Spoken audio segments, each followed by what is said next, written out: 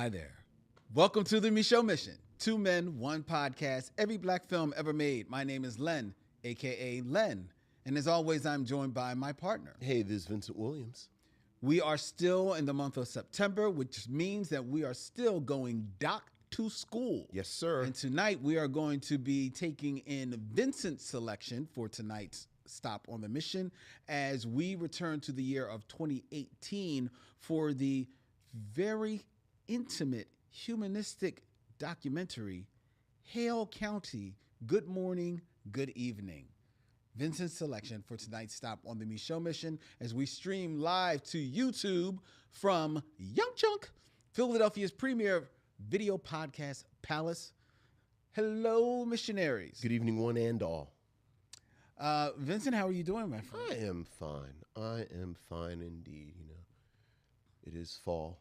I pulled up my official beginning of fall, the YouTube clip of Fred Sanford singing "'Tis Autumn."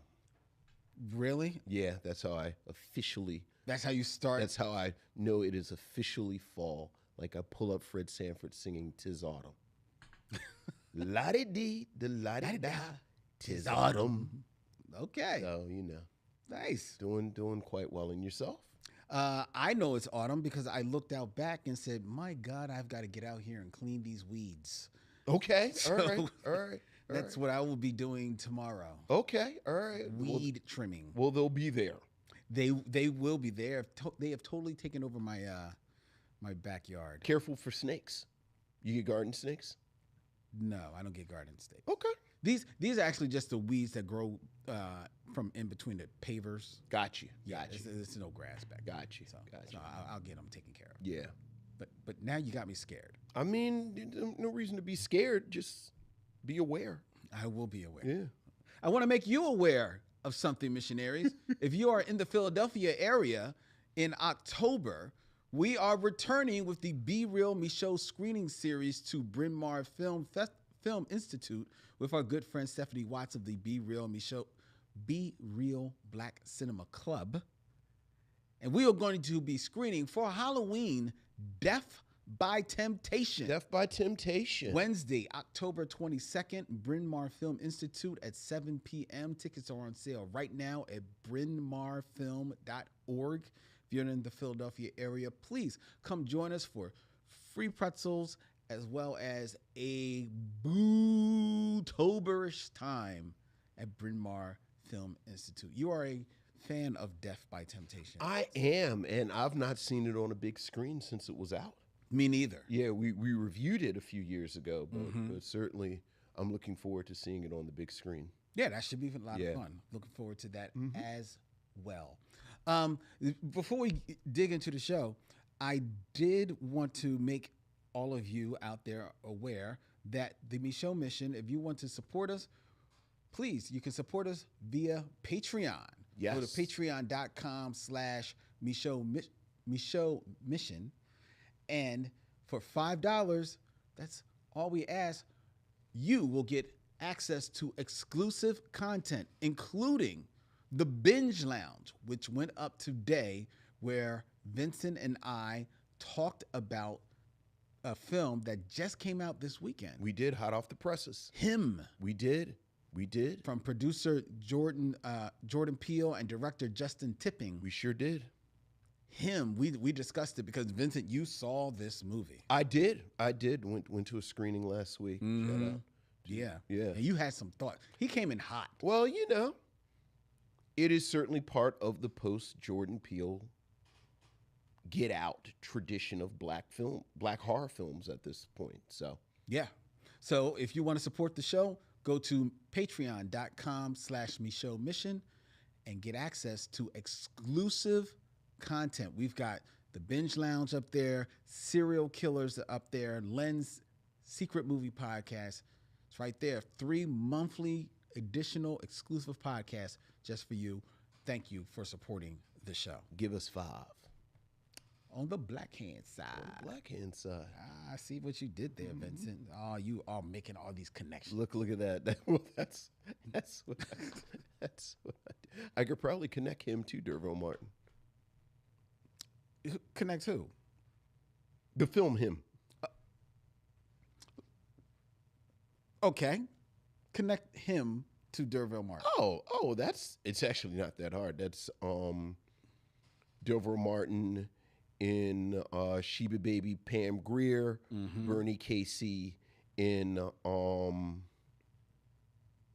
Hitman, Bernie Casey in I'm Gonna Get You Sucker with Keenan.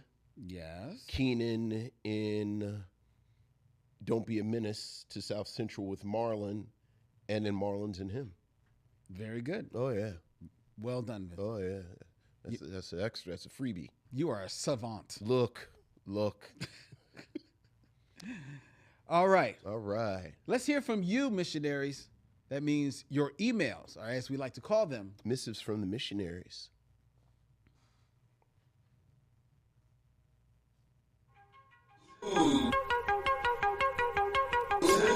Missives from the missionaries.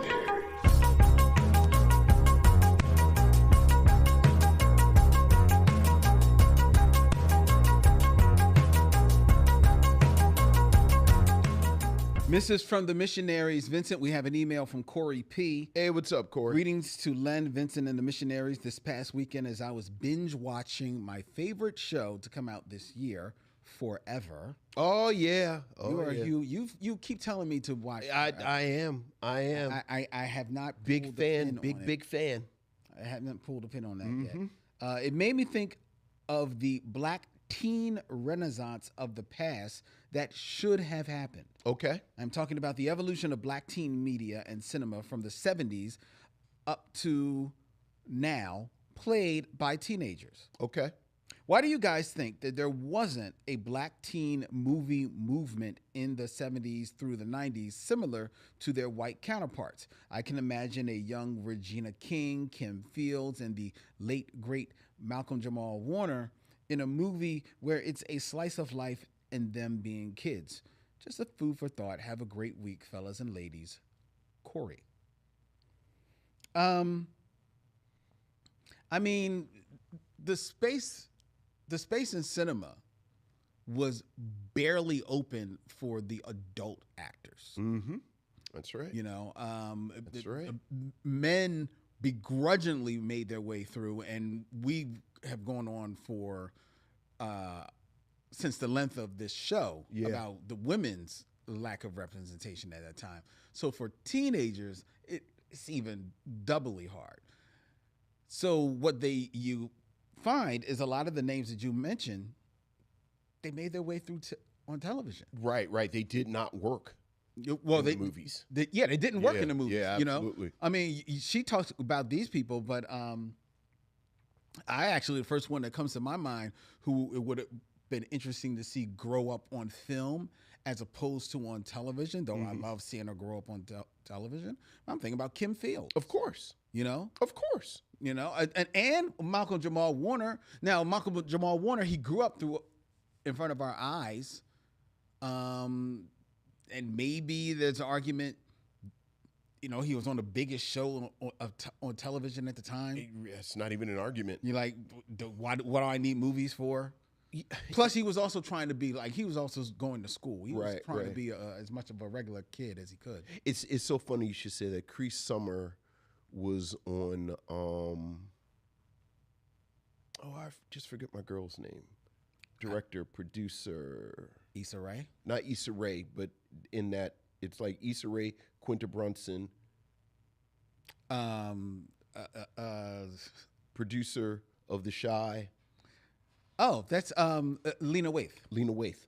She was on Lena Waithe's podcast talking about A Different World and when A Different World was wrapping up. Mm-hmm. And she said that, you know, speaking about herself, Kadeem Hardison, and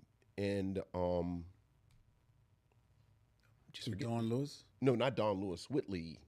Oh, this is gonna be a rocky 6 degrees. I was just talking about her. Jasmine Guy. Jasmine Guy, yeah. And she said the three of them were basically ready for the next. Right, because she said it. You're talking about arguably the Cosby Show was the number, like it was the number one television show on On the planet. on the planet. A Different World was number 2. Mm-hmm. So the three of them were like, well, hell, we're ready. And she said it never materialized. I know. It just never materialized. And Because as much as she made a career in voice voices, acting. but even that, there was a gap. Look, she said, Jasmine Guy was just in Harlem Nights at the time. Kadeem Hardison, speaking of, I'm going to get you, sucker, was He was working. out there. He was like doing he stuff. was working, but it just never materialized like it did for a Michael J. Fox. Mm-hmm. And it's like the big racist elephant in the room nobody wants to point to. As you said, there's barely room for black adult actors. That's true. At this moment. That's very true. The only thing I can really think of, like The Wood, I always think of The Wood, that half of The Wood, that's a kid's movie. But yeah, Court's right. I just think there was just no real respect or expectation that a black audience should be served. Now, I think it still would have been... Or that a white audience would come and see it. Right. I think it would have still been, a hard leap to make. But the one thing I will say about Michael J. Fox is that he started doing movies and bubbling up in the movies, but he would always return to family ties. Oh, yeah. He would do these movies like in the off season or whatever, and then he'd come back and do his show because he knew which side. Like, hey, this is the reason why y'all want me is because my face is here. Right. And I guess I guess those opportunities weren't still presented to somebody like Michael Jamal Warner, at that time. And Michael J. Fox is really the only one. Yeah, because others who successfully made that leap. Like a lot of them tried to, because Right. Scott Baio tried, failed. So there's a lot of people did try and make it. That's a bad example. Scott Baio just was never really that talented, though. Yeah, but he still did. Yeah. He did still tried to I make know that he move. tried, yeah. I mean, quiet as kept. A lot of them aren't that talented. Michael J. Fox is one of the rare ones who it's the real deal on the screen. Sure. Sure. So, Sure. But that's a good question, Corey. That's a good question. Thank you very Good much. question. And hopefully, with the success of Forever, we'll see more of this type of programming. Hopefully, we will indeed. I have to check that out. That's on. Is it on Netflix? Oh, it's on Netflix. Okay. See, I fell into an adult animation rabbit hole on Netflix. Okay. And I watched this new series. It's from the producer and creator of BoJack Horseman. It's called Long Story Short. How is it? It is excellent. Okay. 8 episodes about a Jewish family. It jumps back and forth in time of this Jewish family as they're growing up. But it is funny. It is heartfelt,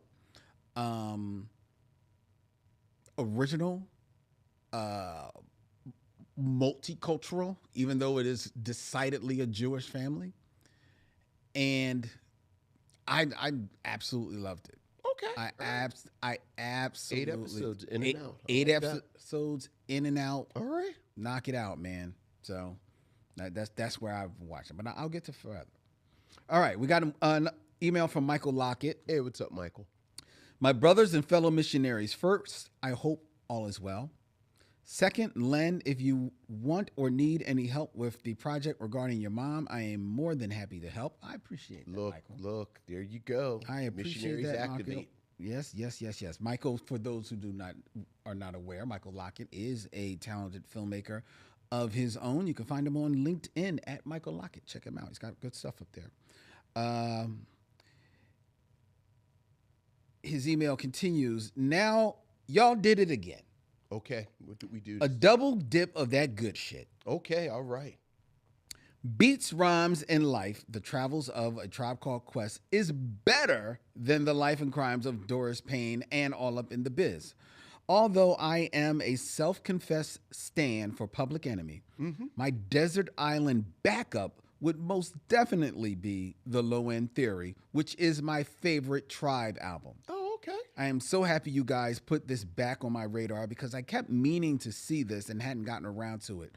The story of Tribe is a perfect little microcosm of friendship/love and how it changes as it matures. I think that if Fife were still with us, this film might not have given us fans more music and a reconciliation tour, but I think behind the scenes, some fences would have eventually been mended. The Wayback Machine dropped me right smack dap in the middle with U2 and In the Heat of the Night. Oh, yeah, there it is right there. Woo! I watch this film every few years or so, and I keep learning, seeing, or feeling something new.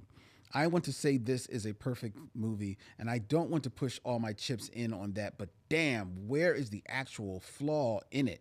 Great story and arc, nuanced themes explored from different angles, stellar performances, iconic scenes and lines. Come on, this is a movie that makes people love the craft of collaborative storytelling. Amen. Amen. Quick question. Do you think In the Heat of the Night is the definitive creation of the buddy cop film framework that we relate to today? There was a time when I wanted to make it the Defiant Ones, just based on the dynamic of two strong personas being forced together for a common goal. That now feels limited in comparison to In the Heat of the Night. To me, Portier and Steiger were the blueprint. Without this film, do you get Denzel and Hackman in Crimson Tide, or Hines and Crystal, Gregory Hines and Billy Crystal, Eddie Murphy and Nick Nolte, Danny Glover and Mel Gibson? What say ye? All the best, Michael.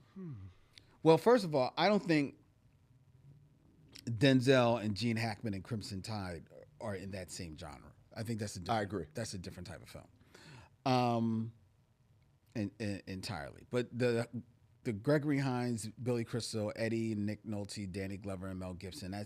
That's kind of in that realm, even though those are all decidedly comedies.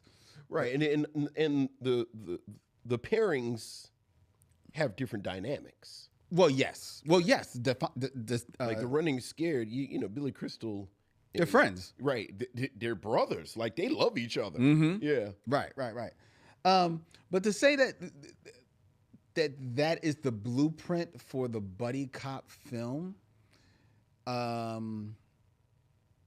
Portier and Rod Steiger, I don't know if I want to go that far. I feel like there's another film that kind of sets that up.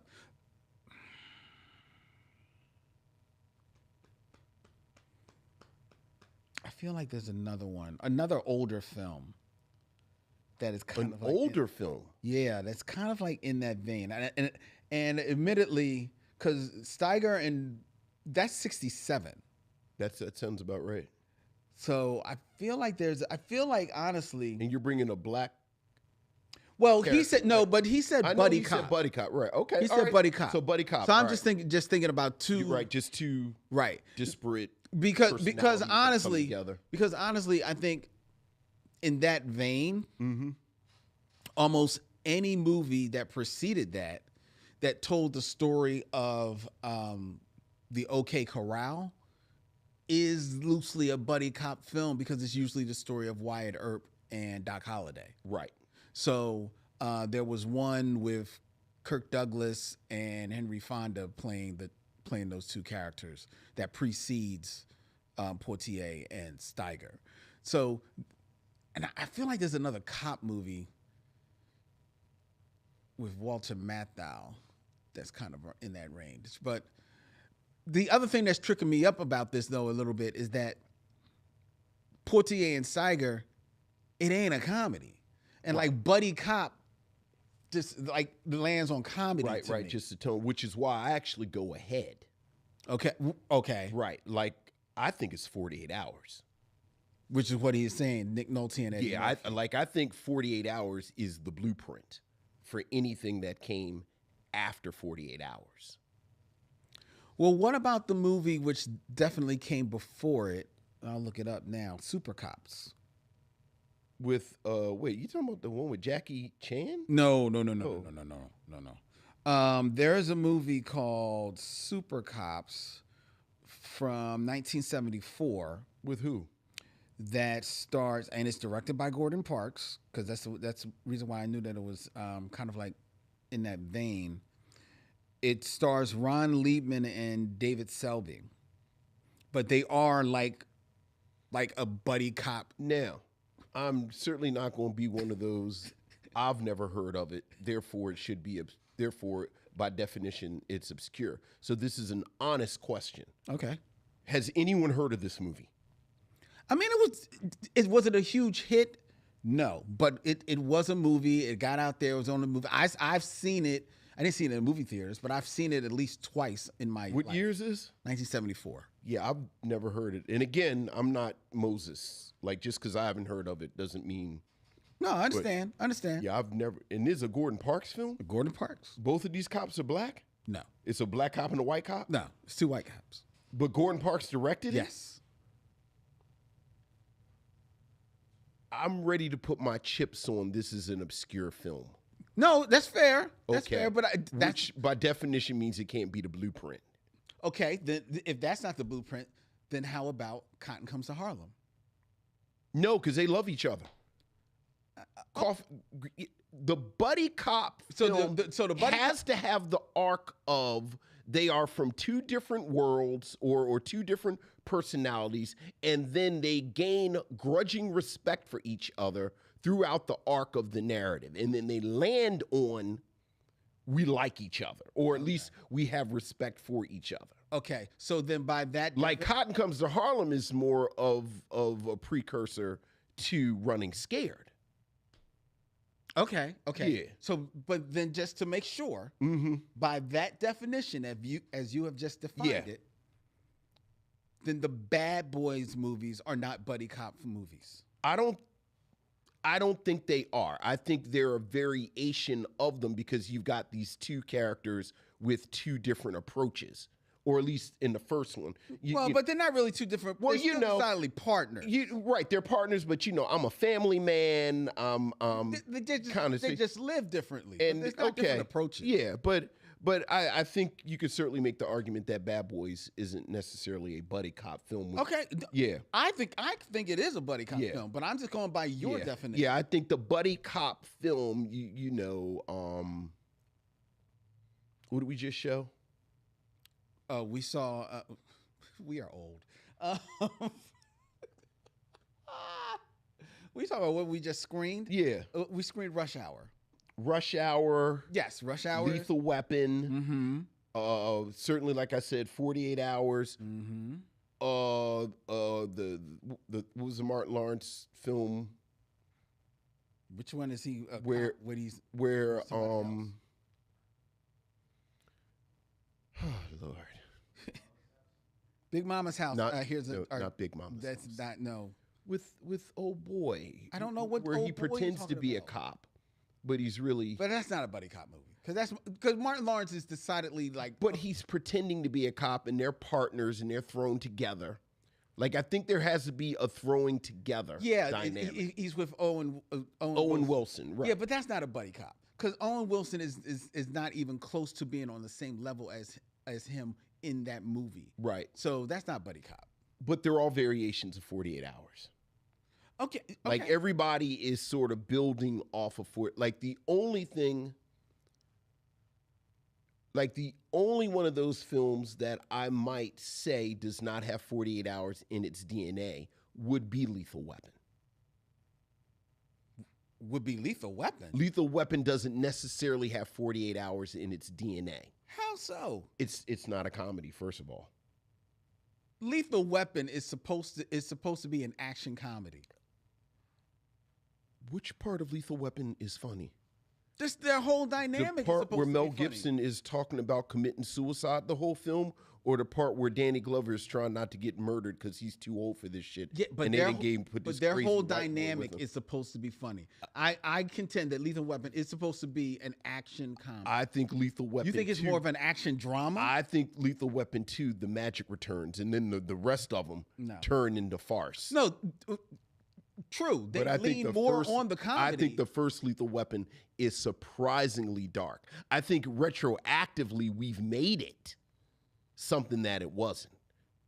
When's the last time you watched Lethal Weapon? The first one, it's been a minute. Yeah. 1987, Richard Donner. Mm-hmm.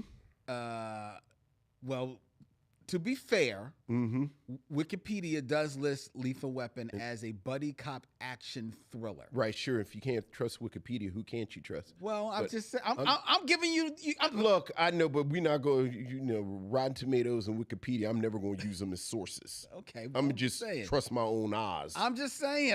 I'm giving you your props. They Yeah. do say that it Yeah. was a action Yeah. thriller. I think Lethal Weapon, and then we can move on because however, Lethal Weapon 2, they do say it's a buddy cop I was action just comedy. about to say, I think Lethal Weapon becomes more cartoonish Okay. because of Joe Pesci Okay. showing up. Yeah, and then Which Chris is sort Rock of, shows up. when you talk about tone and you talk about genre, is Mm-hmm. kind of fascinating. But the first Lethal Weapon is surprisingly dark. Okay. Yeah. All right. And I think I've talked myself into picking Lethal Weapon in the next couple of months. I mean, you've been threatening Lethal Weapon I since we know. started the show I in know. 2016. I know, but now that this framework of the genre changing has now suddenly got me real. Because I think you're right. I think when we think of Lethal Weapon, we think of it as a lot jokey. But like I caught Lethal Weapon a couple of years ago and thought, wow, this is kind of dark. And then, I got distracted by something else. But I think you're right. Like I think you did what most of us do. We think Lethal Weapon is right there with 48 Hours and Rush Hour, and that first one is not. Again, Mel Gibson is talking about eating a gun for like an hour and a half. Yeah, I still contend that there is comedy there. Is it enough to call it full blown a comedy? Yeah. No, but I think there's enough for it in there, as I remember it, that if someone said that Lethal Weapon is kind of like a dark comedy, I could roll with that. But I'll be curious Yes, I whenever was you about make to this say that. selection. Sure. This long threatened selection. Long threatened I will selection. look forward to. reviewing. I try not, as much as I try to stay out of the 70s, I try to stay out of the 80s too. Because, I'll just live there. No, yes, I know. Like, I'll just live there. So, I try to, but, I know. but please continue. But that's a really good question, though, about these buddy cuts. Because it's such an American genre. It is. Yeah. It is. Well, thank you, Michael, for your email. We appreciate that. And if you have any thoughts that you would like to share with us, please feel free to email us at micheuxmission@gmail.com. That's MICHEAUX MISSION@gmail.com. And right now, we are going to move into our newest feature here on the Micheaux Mission, and that is With and.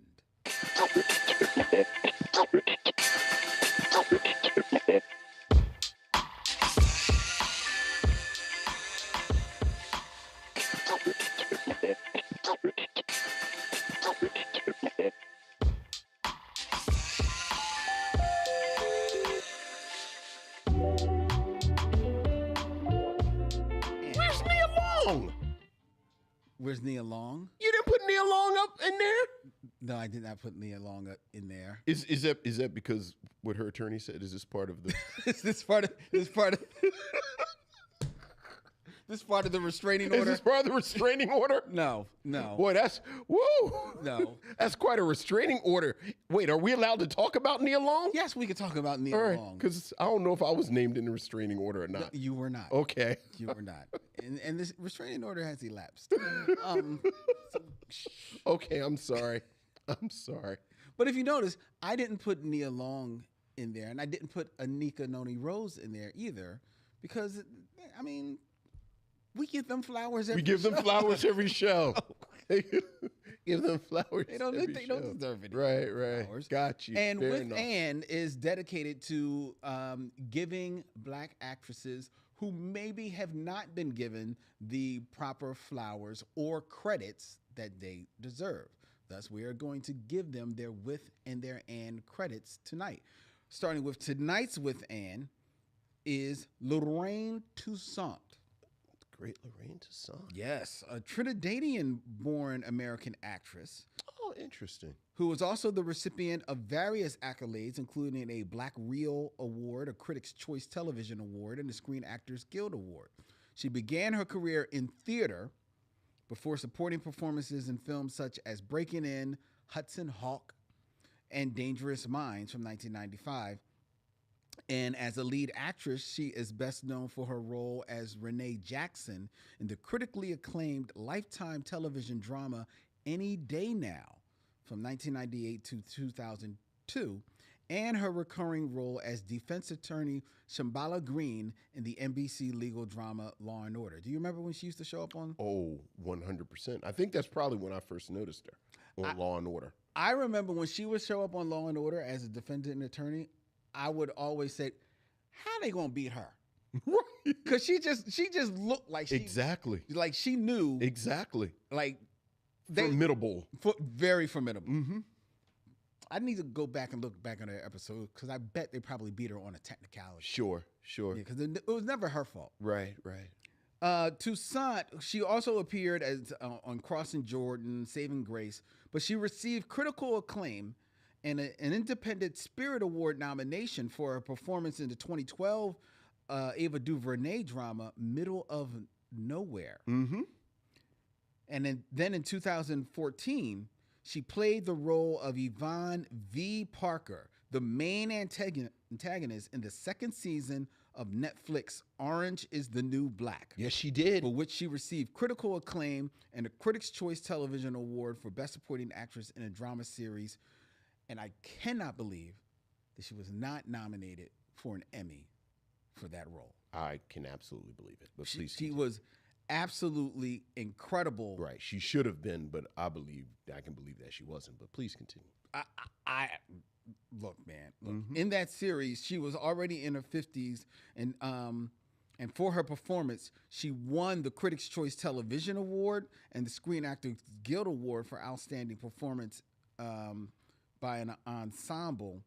And in 2016, her character V was ranked 28th in Rolling Stone's list of 40 greatest TV villains of all time.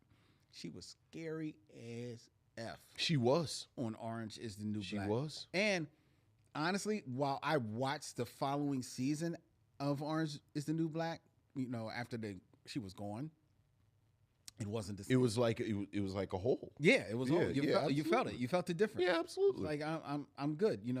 I don't need the show anymore. Lorraine Toussaint, she is a actress who I appreciate every time she shows up on screen. Every time I see her. Yeah, absolutely. She has scared me in some of her scenes, but she also has been very moving in some of the work that she has done as well.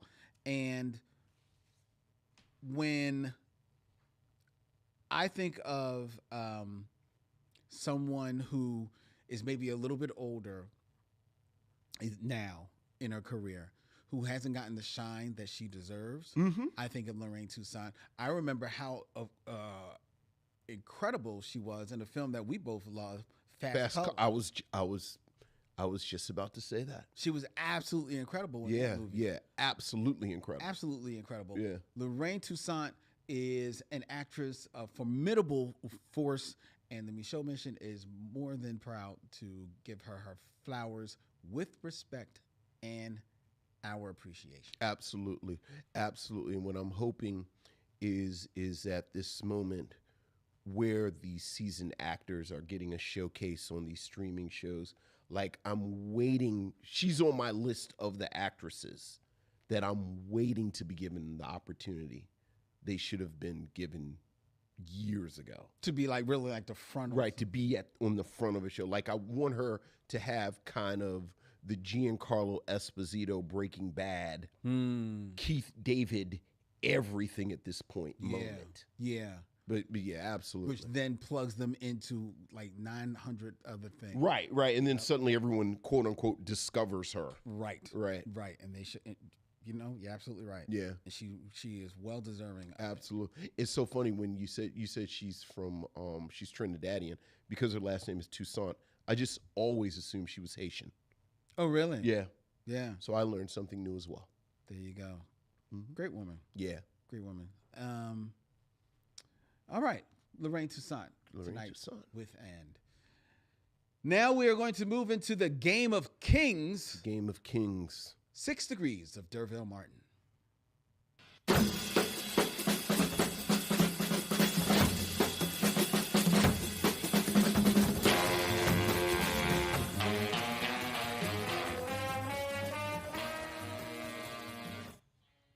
All right, 6 Degrees of Derville Martin, where Vincent has 6 movies or less to connect 2 actors that I will give him to Derville Martin, a man who doesn't need a with or an and because he has a whole list of credits all unto himself. Trinidad, Haiti, Jamaica, the entire African diaspora. He is just one. We all claim Derville Martin. He's just one big mutt. Mm-hmm. All right, Vincent, Yes. keeping it in theme, Okay. we're going to be reviewing Hale County, Good Morning, Good Evening. Yes, we are. Tonight, a documentary that is set in the county of Hale, Yeah. Hale set County. in Alabama. Hale County, Alabama.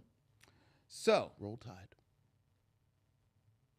connect these 2 Alabama-born actors Oh, this is a pretty big field. A lot of actors come from Alabama. to Derville Martin. Starting with number 1, Okay. in 6 movies or less, connect Derville Martin to 2. Dean Jones. You remember Dean Jones? Wait. I'm thinking about who's that on Breaking Bad? Dean Norris? Yeah, This isn't him. this is not him. Then I have no idea who Dean Jones is. That's Dean Jones. That doesn't help at all. You just showed me a picture of a white man from the 1954 JCPenney catalog. Slacks. Now with the new space age polyester. What was that? What was that, Lynn? What is that? It's Dean Jones. It's like Rod Serling's stunt double. It's Dean Jones. Why would I know Dean Jones? Yes. You would know him. You do know him. Oh, fuck you, Lynn. Y'all, Lynn made the picture bigger. You like a person who speaks to someone who doesn't speak English, and then you just start speaking louder. No, you did not just make the picture bigger. Because I thought you So now it's a bigger picture of the white man who booed Jackie Robinson. Boo! No Negroes! No Negroes in our baseball! Boo! What is that, Lynn? No, you didn't just. Well, let me make the picture bigger. Maybe he didn't notice it. Wait a minute. Maybe he'll recognize the man who played Dennis the Menace's 4th grade teacher. Wait a minute. I'm going to see if I can find another picture of him. I mean, but he's a Boo! No Negroes in our baseball. he's a white guy. I mean, what What is he in that I would know, Lynn? you want me to do? He's a white guy. What do you want me to do? Give me something, Lynn. Why would I know him? He's been in white film. What's he been in that I would know? Okay, hold on. I'm gonna tell you the movies. All right. Do you want to know the last movie that he was in? No, That's usually what you ask. No, because he was probably 89 years old. Perhaps. But it's a movie that you saw.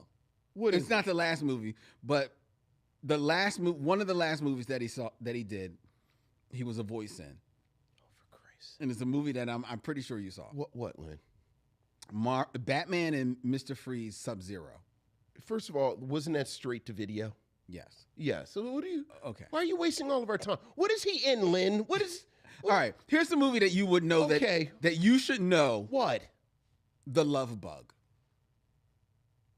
Oh, Herbie the Love Bug. Oh, now it's O.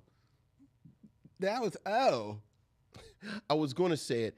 Deborah wrote it, but I was going to say, is he the Disney dude? Yes. So he was in the Disney. Well, why did you?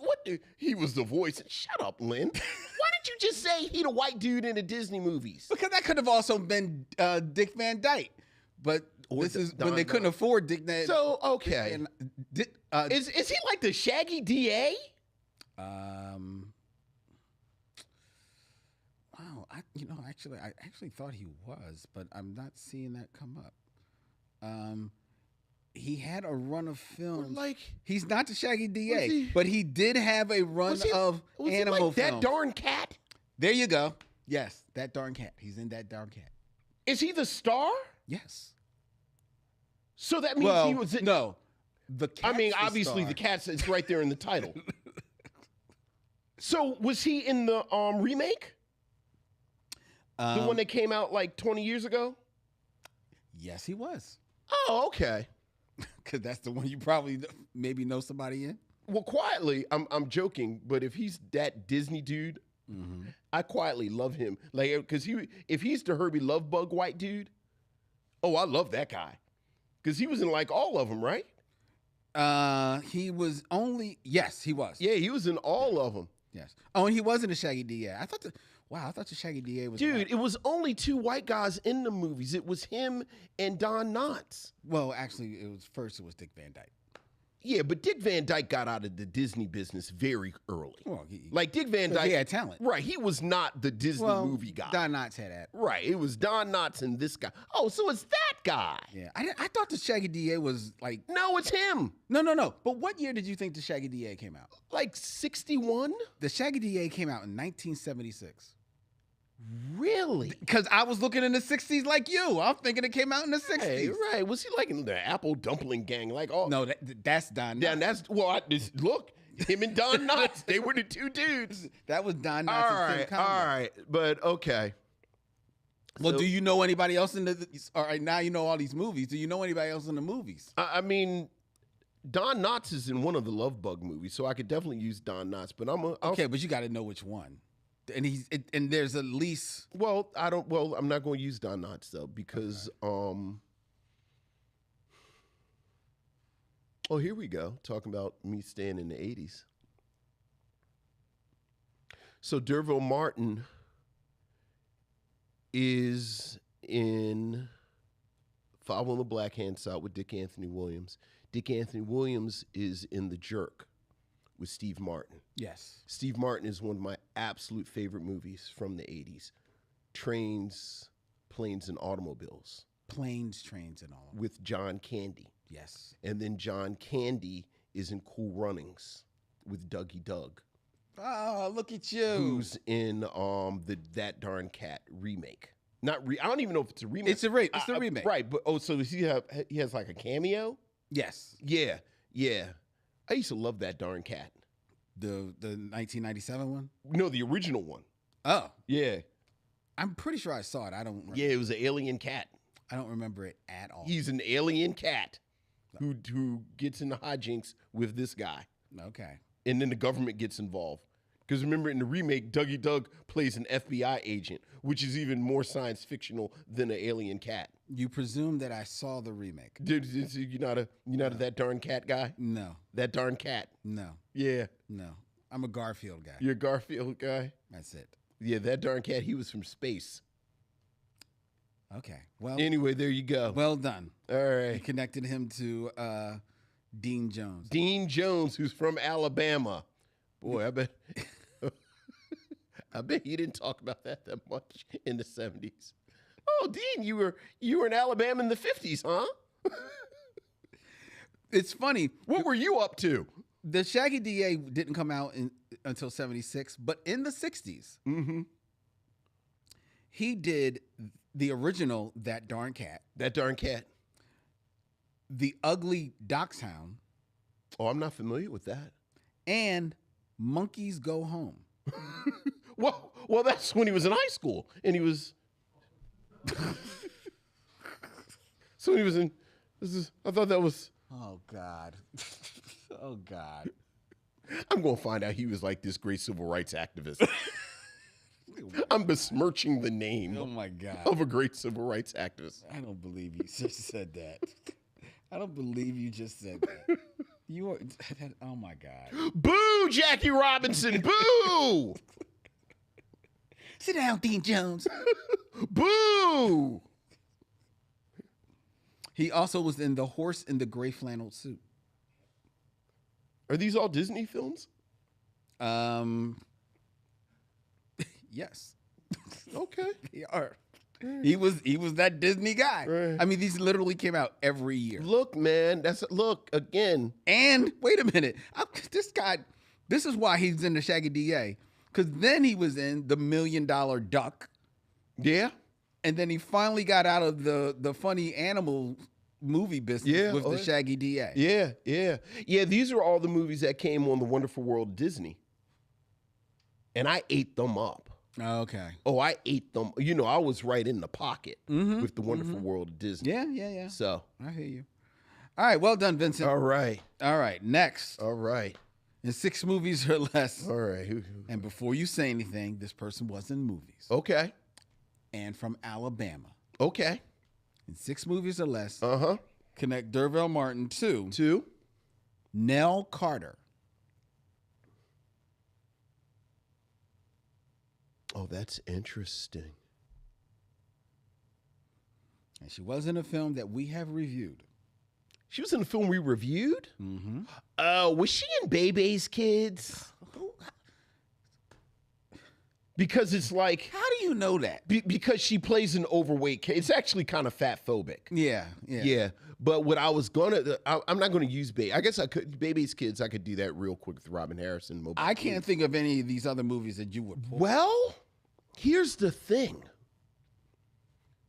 Because she's really a Broadway person.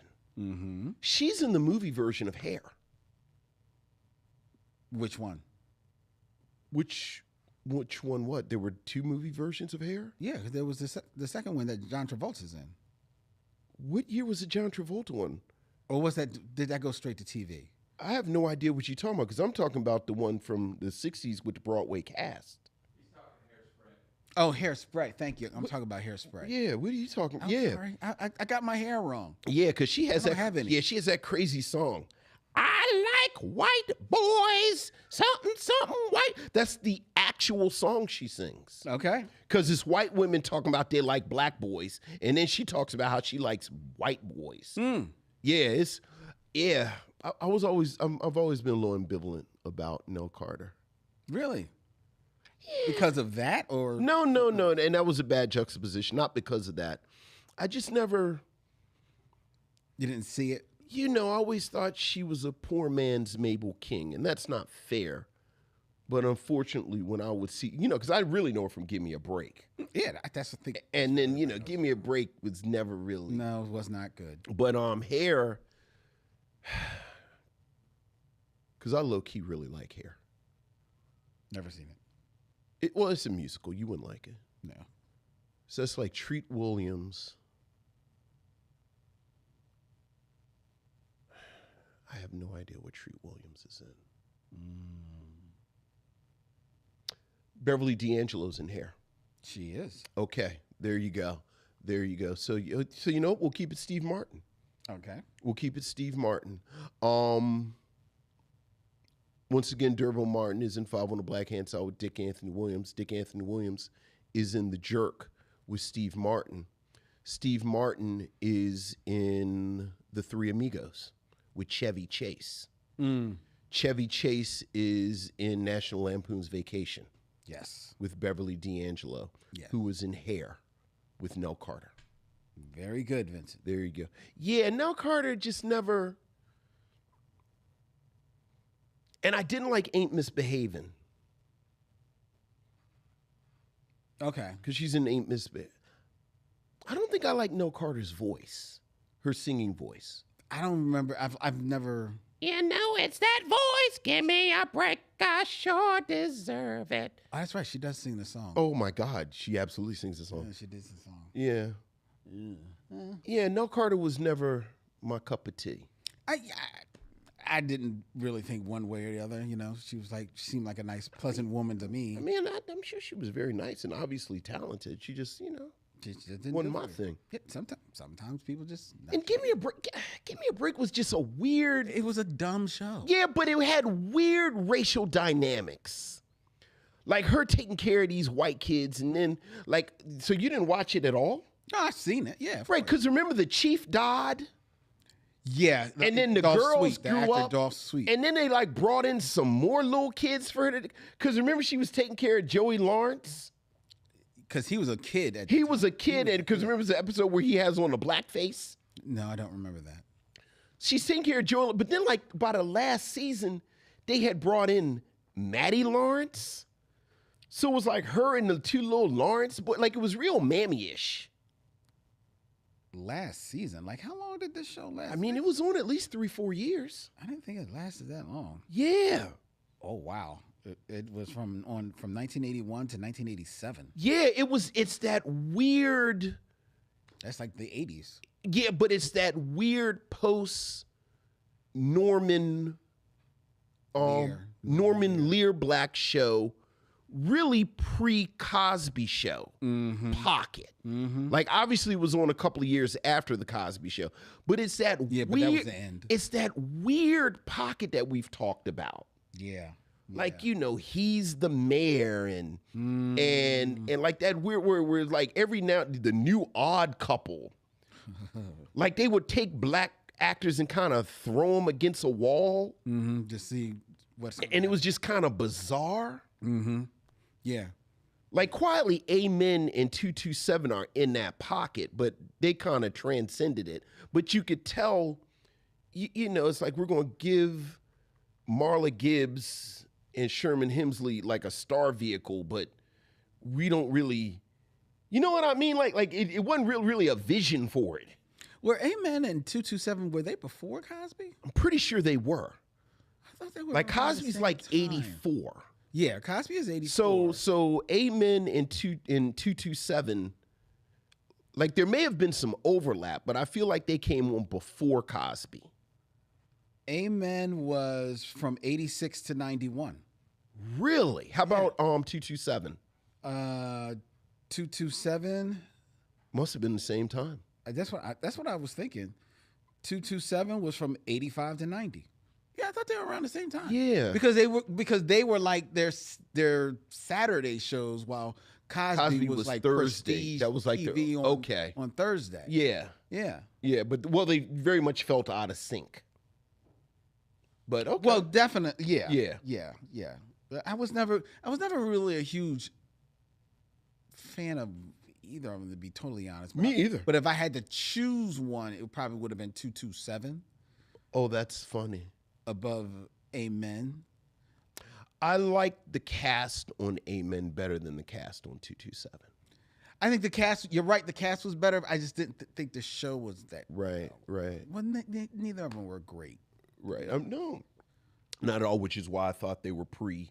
But I think I like Cosby Marla Show. Gibbs more. Oh, I than definitely Sherman like Hemsley. Marla Gibbs more. So that's why. Yeah, I would- definitely like Marla Gibbs you know. more. I just thought the cast was better. Yeah, I think I like I like Marla Gibbs more, and I liked, and I'll never get his name, but the gentleman who I think recently just passed that played her husband, Hal Wallace or Foster. Or something. No, Hal Foster is the cartoonist. Oh, that's right. Yeah, but Hal, yeah, I I liked him too. got it right here. Why not just Yeah. look at Hal Williams? Yeah, Hal Williams. I like that he was getting his shine. Yeah, I liked Hal Williams too. as like a lead. So I like Hal Williams too. But Nell Carter just never. And as I'm thinking about in real time, I really do think Give Me a Break left a bad taste in my mouth. ooh, I really did not like, even as a kid, I didn't like the energy off of Give Me a Break. It was that real kind of like Different Strokes energy. Different Strokes, but it was even more direct with it. Yeah, Yeah. So Yeah, I can feel that. yeah. I can feel, it's funny. The only one of those shows, because I think they're all in the same ilk, that kind of, I think, transcended that was Facts of Life. At least for me. I liked Facts of Life. See, the thing about Facts of Life is that you got the sense that those girls were actually friends and contemporaries. Mm-hmm. So Tootie was actually one of the girls. Yes. As opposed to, again, that kind of freak show dynamic that you had with Gary Coleman. Mm-hmm. They didn't know what to do with Todd Bridges. Mm-hmm. And then, like I said, Nell Carter, it was dated. It felt like before. It felt like right, like Hazel or Mame. Right, or right, yeah, exactly. Yeah. I get exactly. I get you. But I agree with you about Facts of Life. Dealt with it probably the best of those shows. Yeah. And it probably is because the show morphed from being the star vehicle for Charlotte Lewis to a true ensemble. A true show. ensemble. And it helped that Tootie got to grow up. Right. Like you could tell they wanted to do it in that first season when she was on the skates. And like they were very much trying to Gary Coleman her. Yeah. And then, she grew up with the other Well, girls. no, even though what I heard, though, is that the reason why she was on the skates because they wanted her there, but she was so much younger. Right. And thus smaller. Yeah. They put her on the skates so that she could at least visually be on the same level. Okay. But they knew that they knew what they had in the star. They Right. weren't really trying to Gary Coleman her so much. They just wanted to give her as much room to shine. Well, that even supports it more. Like they actually want her to be in the ensemble. Yeah. Yeah, so. All right. But yeah, Nell Carter. Well done, Vincent. Well, there you go. And we got to talk about random 80s black sitcoms on camera. Look for this as a Micheaux Mission Mini on YouTube coming soon. Right. All right, now it's time for us to get into our review of Hale County. Good morning, good evening. Hale County, this evening, is a 2018 American documentary film about the lives of African Americans in Hale County, Alabama. It is directed by Ramel Ross and as well as produced, and was the winner of the 2018 Sundance Film Festival Award for U.S. Documentary Specials. It was released in theaters on September 14th, 2018, but later aired on television as part of the PBS series Independent Lens and would eventually win a 2020 Peabody Award. Now, just a brief summary of this documentary. Lacking a linear storyline, Hale County this evening follows various inhabitants of Hale County in Alabama's Black Belt. Questions posited throughout as inner titles loosely structure the film. They are, what is the orbit of our dreaming? How do we not frame someone? And whose child is this? This documentary was Vincent's selection for tonight's Stop on the Mission as we go dock to school. Vincent, what say you of Hale County this evening? I am very conflicted about this documentary. Okay. I think this documentary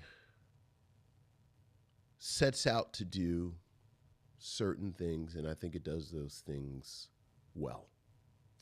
As you said, Ramel Ross's work, this is not a film with that much of a narrative.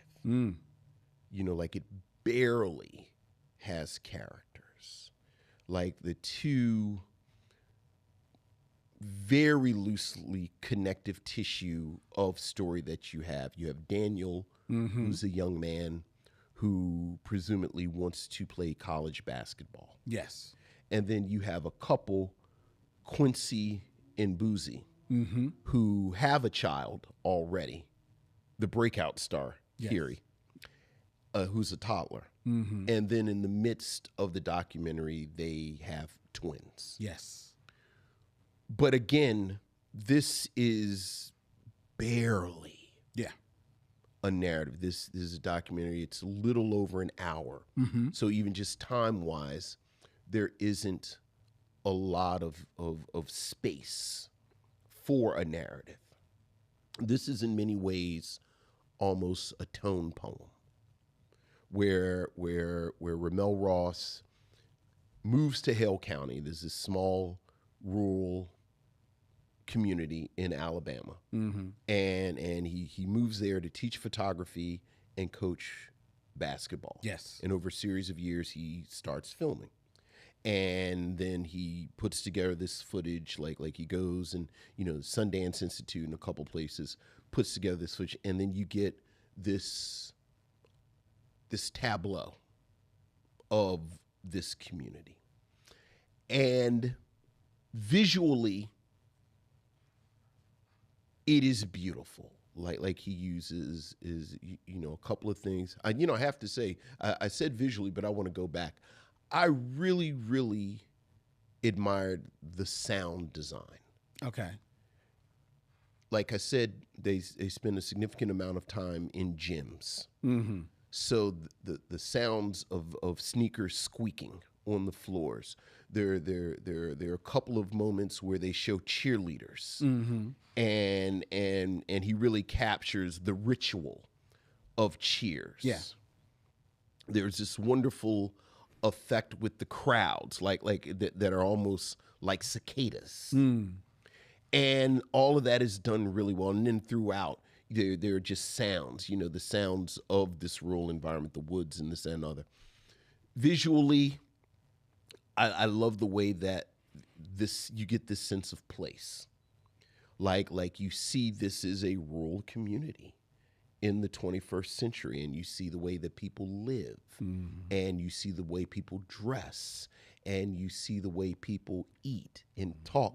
And if you had not told me that Ramel Ross was a part of this community, I would have known, because there's a real intimacy in the way everyone is shot. Like, I noticed just how close the camera is. Yeah. To all of the participants in this documentary. And you get a sense when you watch documentaries what the relationship is between the documentarian and their subjects. And you get the sense immediately that this man knows these people. And I think that's really admirable. I've said this before. I think when we have a film, when we have something we watch, the initial hump that anything has to get over is telling me, why is this worth my time? Right. And the tool that most things use is narrative. I am telling a story. It's a beginning, it's a middle, it's an end. You're invested in this story. Right. You want to take this journey with me. And if you don't have that, tonally, visually, aurally, you need to have something that holds attention. Yep. And I think it does, just on that level. Tonally. Even though his aim was not to tell stories, however, there are moments, and particularly the moments with Daniel, that slip away, though. That slip away, like for a project that in Ramel Ross's void, like when you read interviews with him, and he says, I want you to know these people. I want you to know these people a certain kind of way, even with the intimacy of the way that it's shot. I don't feel like I know the subjects. Like, I don't know Daniel at all. Like, there's a moment where Daniel's mother mentions that Daniel didn't live with her for 11 years because she was in this relationship with this abusive man who was so abusive that Daniel's grandmother said, you were taking my boy around there. Safety. Yeah. And because that has affected the dynamic between me and my son, because I didn't have him for 11 years. Mm-hmm. Clearly, this is an aspect of Daniel's life Mm-hmm. that should be explored a bit more in a documentary where you're telling me you want me to know Daniel. Right. Right. And it's not. Mm-hmm. Daniel says he wants to play college basketball, but besides these, again, wonderful snapshots of moments in the gym with the sounds and the sights, you never really get this sense of urgency that this is his path, this is his desire, this is his passion. Like, it's never really there. On the other end, you have this young couple, Quincy and Boosie, and they are a young couple. They are a young, Very poor young couple. black couple with a toddler Mm-hmm. who then have twins. Right. And Toddler is doing a lot of work there because he's still a baby. Well, he's certainly toddling. Okay, but And then, an unspeakable tragedy happens yeah. with their newborns. Mm-hmm.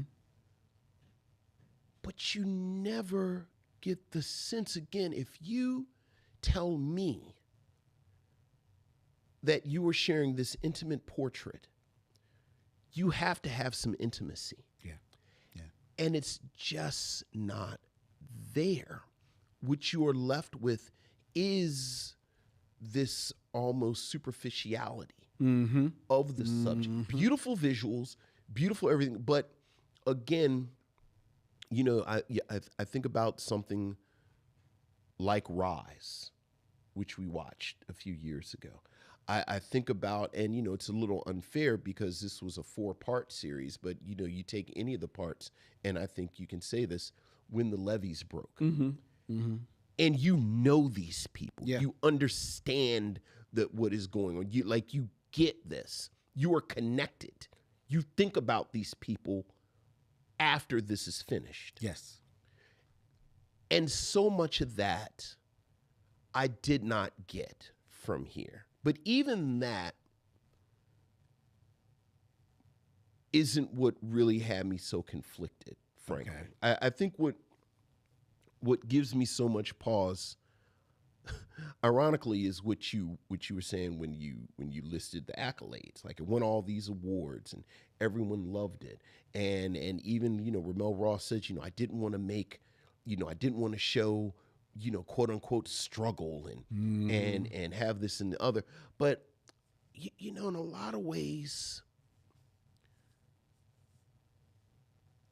the documentary lacks bite. Yes. Like, these are a group of people who are in this impoverished rural community who, by definition, if you've been American longer than 5 minutes, they are facing great challenges, systemic challenges, racial challenges, classes, challenges because of class, like all of these challenges. And I think there is a space between kind of struggle porn and what we have here, where it's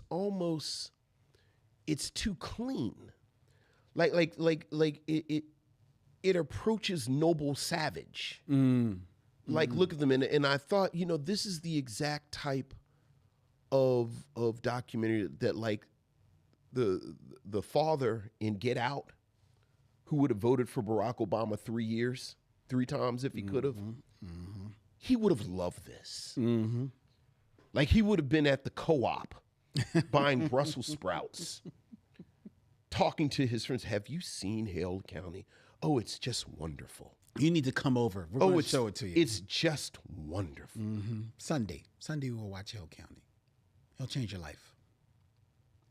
And that's not fair to this project. Like, that's not fair to Ramel Ross. Me saying that this type of white audience would embrace this. Okay, that's not fair. Like, that's not fair to him. But you do look, man. We do this every week, and we do this all the time. Who is the audience for this? Who is this aimed towards? Right. Who was this made for? Right. And I really was, by the end, uncomfortable with this, again, this very sort of very easily digestible image of poor black folks in the country. And that's what I'm kind of hearing real. Do you think that was deliberate? No, Okay, I don't. okay. Well, not necessarily. Okay. You know, I don't know Ramel Ross, Okay. but this is what's on the screen. Mm-hmm. And again, as I just said a moment ago, I don't think it's fair to blame him for what this type of audience is attracted to. But it would be dishonest for me not to say I know who this plays for. Like I know who. Again, I would have voted for Barack Obama a third time if I could. Right. And have you seen Hale County? Such a wonderful documentary. So that I don't know where I land. I don't know where I land. I'll end on a positive note. There's or positive. I'll frame it. You look at some of the accolades that this film has had, and they compare it to something like Killing of Sheep. Mm-hmm. And you can see why, because there's all that wonderful footage we talked about in Killing a Sheep of black children. Mm-hmm. And I do think the strongest part of this is this depiction of black children. I joked about Quincy and Boise's Kyrie. There is, I think, an extraordinary minute and a half where Kyrie is just running back and forth. Yes. And it is so pure. Yes. And so joyful. Like I went and showed it to my wife. Like I stopped it and said, "You've got to come and watch it. Like you got to watch the whole thing with me, but you got to see this little boy." Mm-hmm. Mm-hmm. And it's just this wonderful moment. But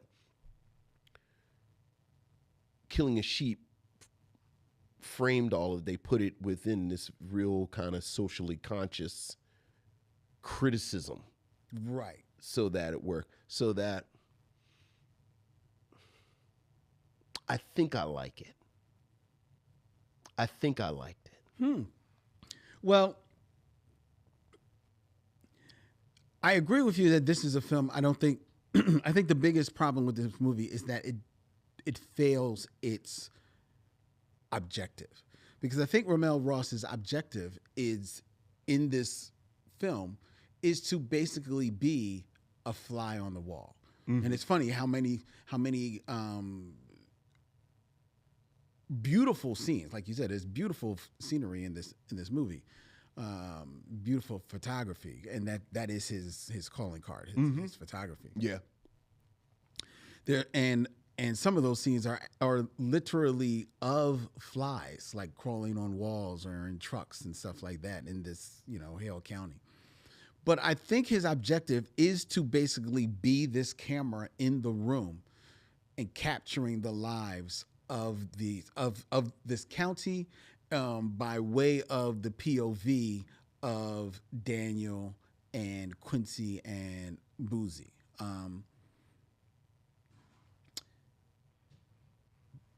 But I think he, rightfully so, captures so much beautiful, interesting B-reel, not only of just the county and flies and like you talked about. There's a great scene where you're just driving along and you're hearing a crowd as if there are cicadas over the field, but you're really just seeing the field. That's beautiful imagery.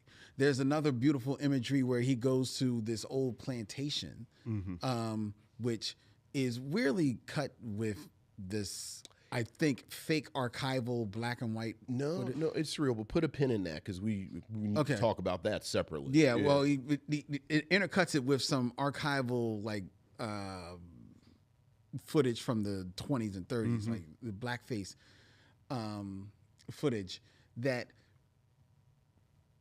I think it's supposed to be a commentary on this plantation and this guy that's at the plantation who's burning tires and stuff like that. I think he's burning the tires at the plantation. Yeah, I think so. Right. And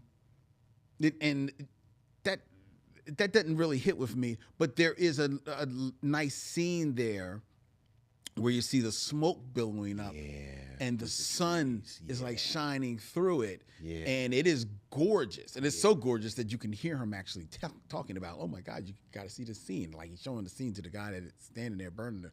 So he's got so much imagery that he wants to put into this documentary that it does a disservice to the story of Quincy and Daniel. And I understand that, he doesn't want to question them. He wants to kind of like just be this fly on the wall there. But if you're going to be a fly on the wall, then you've got to try. That's where you've got to be the fly, and the fly has these multifractal eyes and captures everything in the room. How about that? And that's where you're missing things, like you said. I think that there's a fantastic scene with Boozy and Quincy, where Boozy, when she is pregnant with her twins, and her family, including her father, comes to bring a table and chairs to their apartment. And you see Boozy, she's excited to see her father. It's like, I look like my daddy. So he never really, the camera never really pinpoints on who is the father, but by her introducing that these people that you're about to see, oh, I look like my daddy. So now I'm looking for the person that looks like her. Right. And I noticed that it's this bigger, gregarious guy with like an afro. I think that's her father. And I think I see her walk up to him a little bit and talk. And there's a very interesting dynamic. I said, okay, I want to see how he is towards Quincy.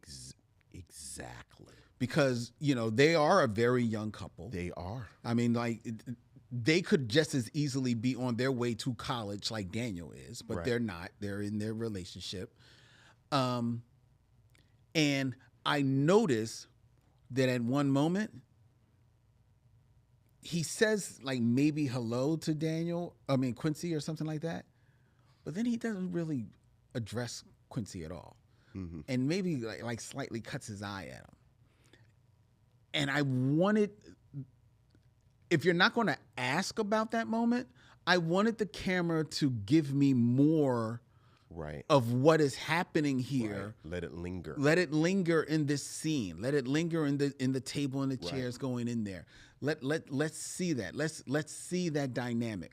Because then later it cuts to another scene where you get the sense that Quincy is actually, he's got a job, he's working, and he's with a couple of guys that he works with. One of them is her father, is Boozy's father. And they're at a truck and they're talking to these two older women. Her father, as Quincy and one other guy are kind of like joking with these older women, her father is standing there stone face. He is dead stone face. He like, why is this camera? Like, you could almost hear him saying, why is this camera following this boy? Is he going to put some money in this pocket? Right. For my daughter who is up here in this apartment who now has 3 children. Right. At the age of, looks like maybe still a teen. Yeah.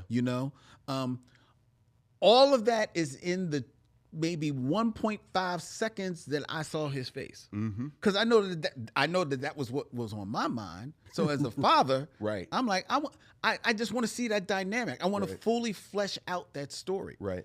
And like you said, this documentary is only an hour and 16 minutes. I think there's time to present that. Oh, 100%.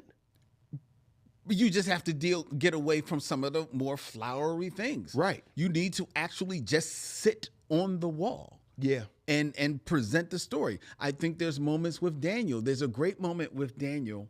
And And there's times when he does let the camera linger. Because there's a time with Daniel where he's with his basketball team Oh, and they're about to go out to play a game. yeah. And the camera's there in the locker room. Fantastic moment. And you're just watching all these guys like just vibe with one another, getting ready for the game. And you can see who is serious. Because one guy is over there, he's stretching. He's getting, you know, you can see him going over the game plan. One dude is just like scrolling, you know, being calm. The other guys they're joking or whatever. Daniel's kind of standing there. He's actually looking a little nervous. He's actually looking a little like, you know, like iffy, right? But you never get an exploration into what he's feeling. Yeah. And it's a great moment because the camera lingers there for a good 5 minutes, it feels like. Yeah, it's a great sequence. It's a great sequence, but I would have loved for, okay, More sequences like that. Yeah. Or let's see. I'm thinking, all right, you're lingering here because you're going to show me the other end.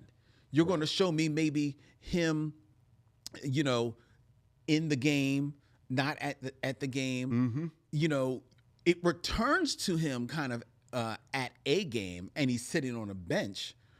But I think that would have been more powerful if you're allowed to imagine that that's actually the game that he was getting prepared for. Yeah. You know what I mean?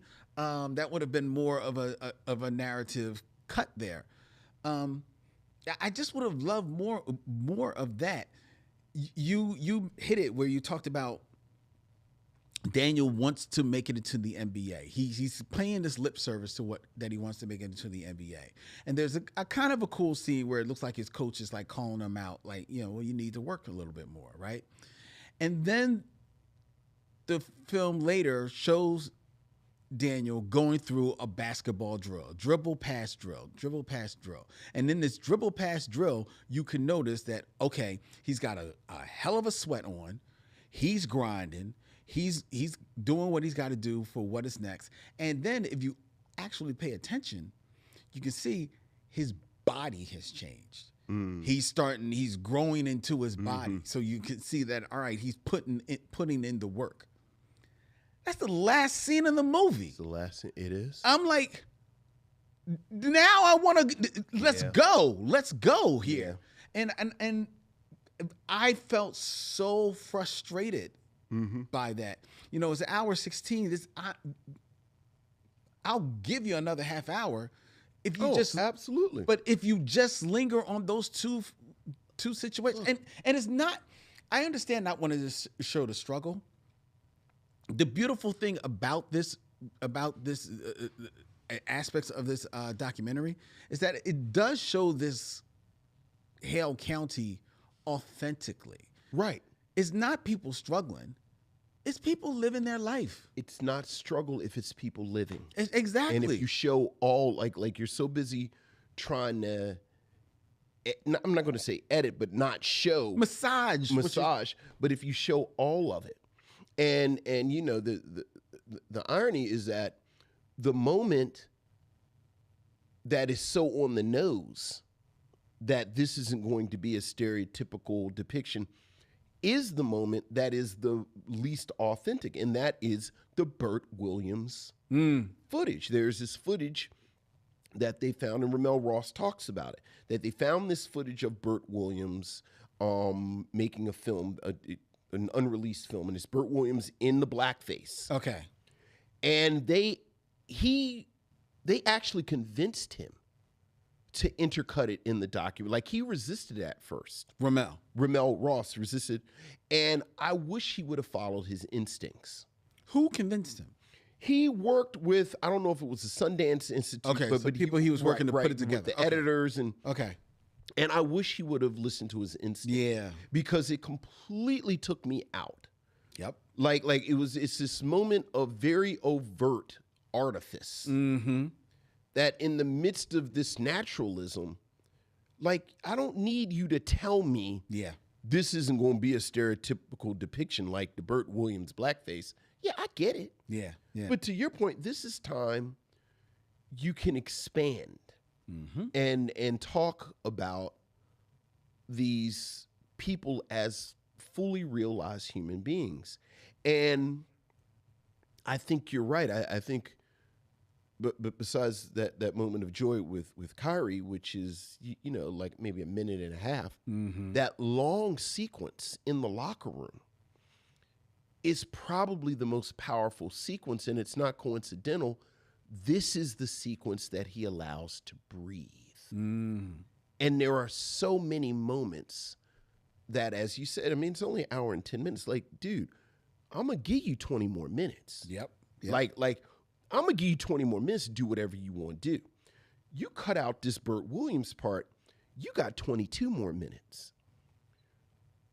There is a wonderful snapshot of a church service. Yeah. Which I think is always super tricky. Like, I think depictions of the black church are always super tricky. Like, very rarely is it caught well on film. And this snapshot was a great snapshot. But I thought it should have started 30, 45 seconds earlier and then given another minute at least to, again, breathe. And again, it is, I always give a tie to the runner, but it was a very frustrating watch for me. Like, it was a very frustrating watch because again, I did want more. And then, again, and I cannot say this enough, this is not Ramel Ross's fault. It did, like when I'm reading the review, like, you read the reviews before you watch it, and it did rub me it rubbed me a wrong way. Like, yeah, of course they like this. Like this is very sort of, kind of surface, very, of course this is the one that won all the awards. Of course, this, that, and of course. And it's a shame because I do think there was more here. You keep saying that you don't want to blame Ramel Ross. I do think some blame lays at his feet a little bit, and particularly because I think he lucked into narrative gold when he does get the moment, like you mentioned, about Daniel's mom talking about her relationship with Daniel. And how Daniel is resentful of her because, she had him live with her mother for 10 to he was about 10, 11 years, 10, 11 years, right? And you never have Daniel talk about his mother at all, except one moment. And there's one moment where Daniel has come home, probably on the weekends, and he's talking to his mom as his mom is doing his sister's hair. She's sitting between her laps. She's doing her hair. And his mom, while doing his little sister's hair, is talking to Daniel about how you keep coming home on the weekends. I wish you kids would go and stop coming here on the weekends. I wish you kids would not be here so that I can have some time for myself. And the camera cuts to the little girl. Right. As she is getting her hair done. Yeah. And you see a tear come down. You see that tear. And you're not quite sure, is the tear because, like, we've watched little black girls get their hair Sure. Maybe she's tender-headed. Maybe she's tender-headed. But there's a part of you that can't help that feel that maybe those words are stinging to this young girl's ear. Because this is not a toddler. No, this is a young girl. She's old enough to understand. She understands what her mom is saying directly into her ears about how she does not want her here. Right. Right? And I think because of that type of moment, this is the reason why a lot of these documentaries, even these fly on the wall documentaries, will still have moments where you talk directly to the subject. Because there may be moments where you have discovered that you want to get their read on, and that is a moment to be addressed with Daniel. If Daniel says he doesn't want to talk about it, he doesn't want to talk about it. But that is something that Ramel in that moment should lean into a little bit more. I'm not saying lean in on little girl. And you think he doesn't lean into it because he doesn't want to get too heavy?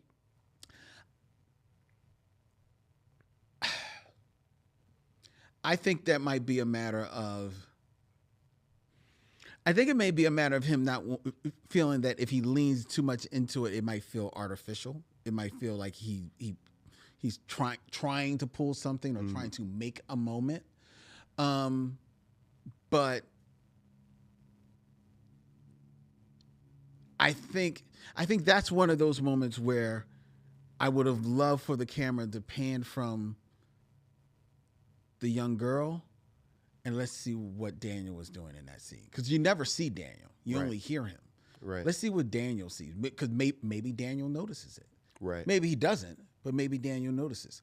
Let's see the mom's face as she's saying these words. Yeah. You know, even if it's just after the words she said them, we can get more of a fuller picture of the room. To allow us to create this, to fully form the story. And maybe, you know, he's not a documentarian. I don't believe, certainly not at that moment. Sure. You know, so maybe there's that the issue, but I would be curious of whether or not that footage is there and got chosen to be edited out. Right. So that was just a real powerful moment that really sat with me, and I felt like, oh, dude, it's there. There's another powerful moment. You talked about the tragedy that happens between Quincy and Bosie, where there's a terrible tragedy, and there's a moment where you see Bosie, who seems to be very affected by it. She is just she's gone, understandably. The camera lingers there for a little bit because Kyrie is still playing. He's still running around in the scene, and then we're on to the next. Yeah. Oh yeah. And I think there was a little bit more to be mined there, or to be presented. I don't know.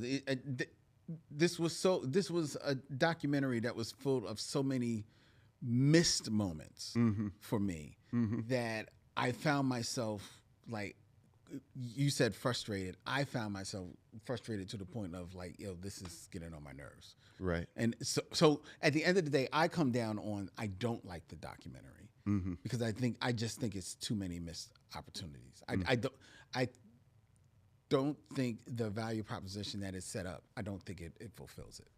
Okay. That's where I land. All right. What about you? I'm still going to land on watch it.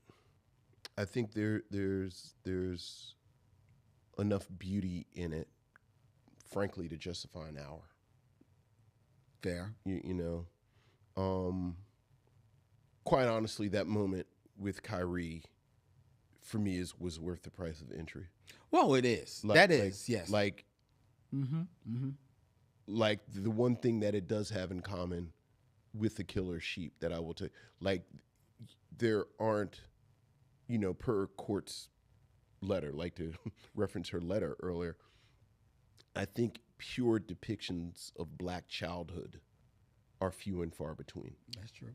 And you don't get more pure than that one. You don't get more pure than that. There are these wonderful moments with some little girls. I mean, hell, those young men are basically boys in that locker room. Like, they were teenagers, and they're jumping around like it's like they're just young lions. Yeah, jumping around. You know, they have that youthful energy. So there's another. Sorry to cut you off. There's another cute children's scene with firecrackers. Yeah, that's adorable too. Yeah, so It is frustrating. There are many missed opportunities, and I do think there's a surface kind of sheen to it that makes it kind of this wonderful prepackaged thing for a certain type of audience that annoys the hell out of me. But I'm still going to recommend it. Well, you know what? I come down on that. I don't like the documentary, but I will still side with you and recommend the documentary. Okay. You know, it's not my cup of tea, but you're right. There is beauty there. And Kyrie, like Kyrie, the only other Kyrie I know, Kyrie Irving, the basketball player, is worth the price of admission. Lynn, he just kept running That's all he did. back and forth. That's all he did. And then he was just running back. And I was like, how long is he going to run back and forth? And then he stopped for a second. And he just started running. And again. And I said, I will watch this little boy run back and forth as long as he runs back and forth. And as he's doing that, his parents are you just see their feet just sitting on the couch. Yeah. They're watching TV. Yeah. And I'm like, that's what you do. If you've ever had a toddler. That's what you do. Yeah. You know, just make sure there's no knives around and Look. go ahead. Look. Go ahead and run Yeah. yourself. So. Time for bed. That's all I was waiting for. Right. I was just waiting for him to just like knock out Right. on Fall out in the middle of the and floor. just call it a day. Yeah. All right. All Well, there you right. go. That's Hale County this evening. You got dual recommendations right here from the Michaud Mission, so go check that out, missionaries. Before we tell you what we are going to be reviewing next week and the very special guest that we have next week here on the Michaud Mission, I invite you to check out the Michaud Mission, 2 men, 1 podcast, every black film ever made. You can go to michaudmission.com. Check out what's going on with us. You can check out all of our events, check out all the past shows. You can find out why are we called the Michaud Mission. It's all right there on michaudmission.com. If you want to email the Michaud Mission, have your thoughts heard, you can email us at michaudmission@gmail.com, micheuxmission@gmail.com. The Michaud Mission is available as a podcast on Apple and Spotify and YouTube. We are also available on all your social medias at Michaud Mission. So it's IG, Threads, Facebook. You can find us. We are right there. The Michaud Mission also greatly appreciates your support on patreon.com/Michaud Mission, where you can gain access to exclusive content for just $5 a month. Really appreciate that as well. The Michaud Mission is also brought to you live every Tuesday night at 7 p.m. from Young Chunk, Philadelphia's premier video podcast palace. If you want to book yourself in one of the millions and millions of podcast setups that they have here, I think It's a gang of them. Vincent, now it can be told because Terry has finally gotten the license for the gas. He actually has a spaceship next door for people that want to do a podcast in space. In space. Terry is insane. Okay. And he literally is just picking up this rocket ship and throwing it in space himself because he's so damn strong. He's the Flintstones. It's like Paul Bunyan of podcasting. Good point. Yeah. Good point, because he's not John Henry. All right. The Michaud Mission is also a proud member of the Believe Podcast Network. Believe, BLEAV.com. Every sport, every topic, everywhere. All right. Next week, here on the Michaud Mission, Vincent and I will be returning, but we will be returning with a very special guest, a holdover from our summer of comics who could not get here for the summer, but he's here right on time. Next week, we will be having Ben Passmore, an award-winning comic book cartoonist Look, and writer. your black friend is one of my favorite graphic novels of the past 10 years. Yeah, really looking forward to this. He will be here next week as we will be reviewing from 2013 Whose Streets. Interesting documentary that you do not want to miss right here on the Micheaux Mission. Until then, he's Vincent, I'm Len, and in parting we say, We'll see you when it's time to meet again.